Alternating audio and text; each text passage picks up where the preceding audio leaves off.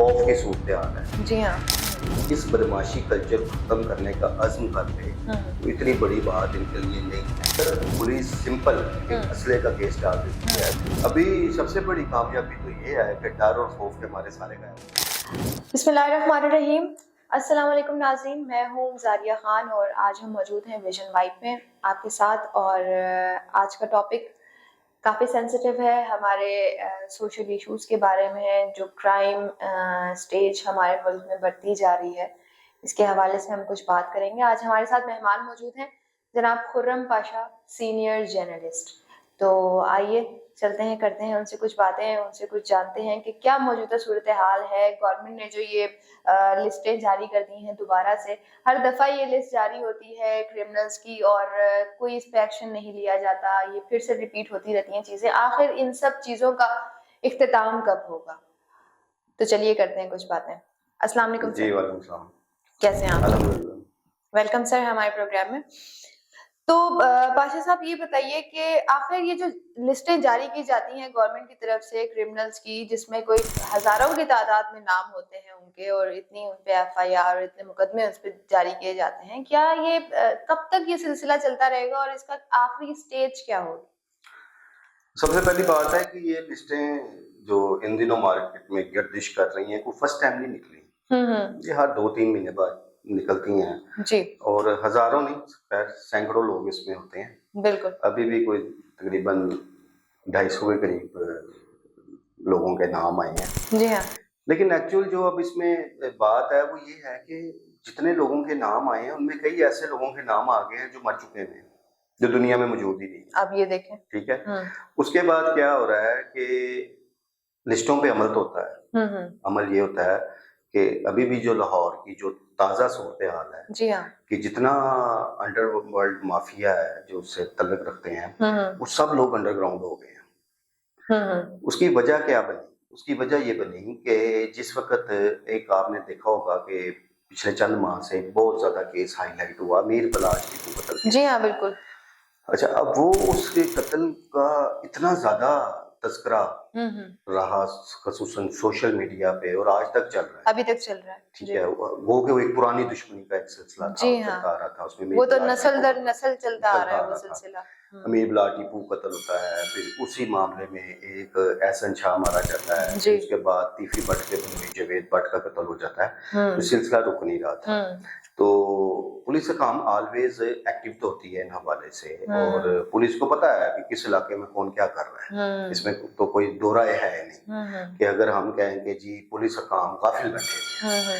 अब हो क्या रहा था कि ये इस चीज पे बहुत सारी बातें फिर होना शुरू हो गई कि जो बदमाशी कल्चर है ये बहुत ज्यादा प्रमोट हो रहा है। जी, तो इसको सपोर्ट कौन कर रहा है हमारे मुआशरे में? इसको सपोर्ट कौन कर रहा है जो ये इतना ग्रो किया जा रहा है? ये आज से थोड़ी ग्रो कर रहा है, हमेशा से ग्रो हो रहा है। सपोर्ट कौन करते हैं? सपोर्ट हर वो बादशाह तबका सपोर्ट करता है जो इन बदमाशों से अपने मुफादात हासिल करता है। उसमें हमारे सियासतदान भी हैं। बिल्कुल, मैं यही आपसे बात करना चाह रही थी। जी हाँ। चंद एक, जी सारे नहीं होते। इसी तरह कुछ पुलिस अफसरान भी होते हैं, इनके मुफादात होते हैं। बहरहाल अब एक कुछ अर्सा पहले ये बड़ा स्ट्रिक्टली इस बात का फैसला किया गया कि ये जो बदमाशी कल्चर है इसका सर कुचला जाए। जी। और वही फिर बात है कि ये कोई पहली दफा नहीं था, हमेशा ये बातें होती हैं। बदकिस्मती से जब ये लिस्टों का शोर बरपा होता है। जी हाँ। ये अभी भी जो लिस्ट मेरे नजदीक जो मैं देख रहा था ये कोई नई नहीं है। अभी आज से अगर आप 5 साल पहले की भी लिस्ट निकाल कर देखेंगे, मैं वही देख रही थी कि वो नाम रिपीट हो रहे हैं वो नाम। और इसमें फिर कुछ नाम ऐसे भी होते हैं। देखिए एक जो चीज है एक अलमिया है हमारा। जी। अब वो भी डिपेंड करता है कि उन पुलिस की रिपोर्ट्स पे कि मैं ये समझता हूँ कि जो एक दुश्मनी और एक क्रिमिनल एक्टिविटीज दो डिफरेंट चीजें हैं। जी बिल्कुल। अब जो दुश्मनदार है वो अपनी दुश्मनी निभाता है, वो क्राइम नहीं कर रहा। वो जुआ नहीं कराएगा, वो मुंशियार नहीं बेचेगा। ठीक है, वो सिर्फ अपनी दुश्मनी को फोकस करता है। लेकिन जब ये लिस्टें बनती हैं, जब क्राइटेरिया बनाया जाता है तो वो उन दुश्मनों को भी और एक क्रिमिनल को भी, जो लोग एक डाकू है, एक चोर है, एक मुंशियार फरोश है, एक जुआ कराने वाला है, जी, जो एक हमारे सोसाइटी के मेजर क्राइम्स मेजर क्राइम्स हैं। उनको भी उनके साथ जोड़ दिया जाता है। फिर इन लिस्टों में ऐसे लोग भी हैं, मैंने देखे हैं कि जो अपना किबला दुरुस्त कर चुके हैं, जो तौबा ताइब हो चुके हैं, अच्छा, लेकिन माजी में चूंकि उनका रिकॉर्ड है, वो रिकॉर्ड उनका पीछे नहीं छोड़ रहा, ठीक है, वो उनके पीछे भी अभी तक है सारा सही सिलसिला। है। और वो ऐसे मैं कई लोगों को मैं जाती तौर पे भी जानता हूँ कि जो वाकई तौबा ताइब कर चुके हैं कि उनकी अब कोई क्रिमिनल एक्टिविटीज नहीं है, लेकिन जो माजी का रिकॉर्ड है वो उनका पीछा नहीं छोड़ता, पीछा नहीं छोड़ता, वो उनके साथ साथ चल रहा सही है, है, और जब भी लिस्ट बनती है उनका नाम आता है। सही है। इसी तरह कई ऐसे लोगों के मैंने नाम देखे इसमें कि जिनकी कोई सियासी एक हैसियत भी है।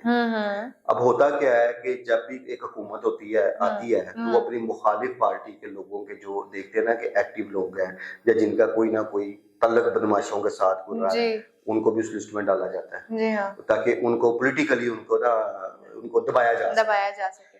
तो ये चीज नहीं होनी चाहिए। लिस्टें बनाना, लिस्टें निकालना ये कोई बड़ा काम नहीं है। पुलिस की तो फिंगर टिप्स पे पता है पुलिस को कि कौन क्या कर रहा है, पुलिस से बेहतर कोई भी नहीं जानता।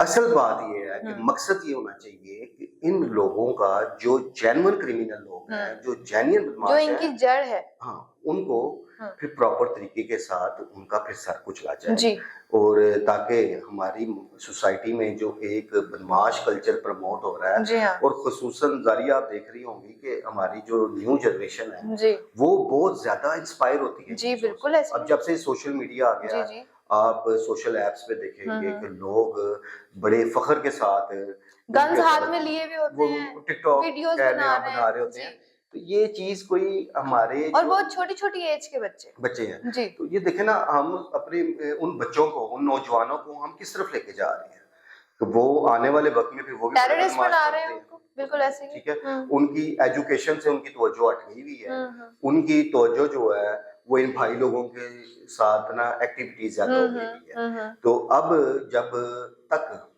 मैं समझता हूँ आप इसको 100% खत्म नहीं कर सकते, लेकिन अगर पुलिस सिंसियर मुतहर्रिक हो जाए और पूरी लॉयल्टी के साथ इस बदमाशी कल्चर खत्म करने का अज़्म कर ले, तो इतनी बड़ी बात इनके लिए नहीं है। चले अगर वो 100% खत्म नहीं भी कर सकते तो मैक्सिमम तो खत्म कर सकते हैं। अब जिस तरह इस वक्त एक खौफ की सूरत हाल है, जी हाँ, जिन लोगों के लिस्टों में नाम है वो अपने घर बार छोड़ गए थे क्योंकि पुलिस छापे मारी है गिरफ्तार करने के लिए।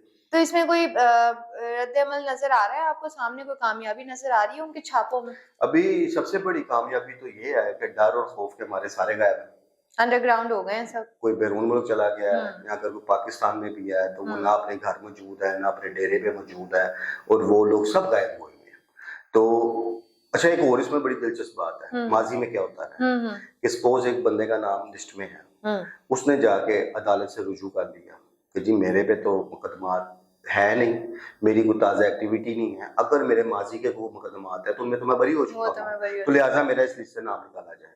तो अदालत ने उसमें पुलिस अफसरान को बुला लिया, उनसे पूछा, तो पुलिस अफसरान अदालत में जाके इस बात से डिनाई कर जाते हैं कि हमने तो लिस्टें बनाई नहीं, क्योंकि आप देखेंगे इन लिस्टों में कि इसमें किसी पुलिस ऑफिसर का कोई साइन नहीं होते, किसी मुतलका अथॉरिटी यानी कोई जिम्मेदारी नहीं उठाते इसकी, उठाते नहीं, कहते हमने तो लिस्टें निकाली नहीं है, अच्छा, वो डिनाई कर जाते हैं। हालांकि ये जारी लिस्टें ऑलवेज जो है ये पुलिस की तरफ से ही की जाती हैं और पुलिस की तरफ से ही, अफसरान की तरफ से ही तमाम डिविजनल्स जो लाहौर की जो डिवीजन्स हैं उनके मुतलका एसपी साहबान को और खुसूसन ये टास्क सीआईए पुलिस को दिया जाता है कि भाई इन लोगों को गिरफ्तार किया जाए, इनको नजरबंद किया जाए, इनके खिलाफ मुकदमा दर्ज किए जाए ताकि ये लोग अपनी एक्टिविटी को लिमिटेड करें। जी बिल्कुल। तो अभी भी जो सूरत हाल है उसमें अगर जिस छापों का सिलसिला जारी है, पुलिस छापे जरूर मारे, पुलिस जो असली बदमाश हैं या असली क्रिमिनल लोग हैं जिनकी एक्टिविटीज हैं, पुलिस उनको हाथ डाले, ना कि फिर उन लोगों को भी तंग करे कि जिनका इन चीजों के साथ ताल्लुक नहीं है। बिल्कुल ऐसी है।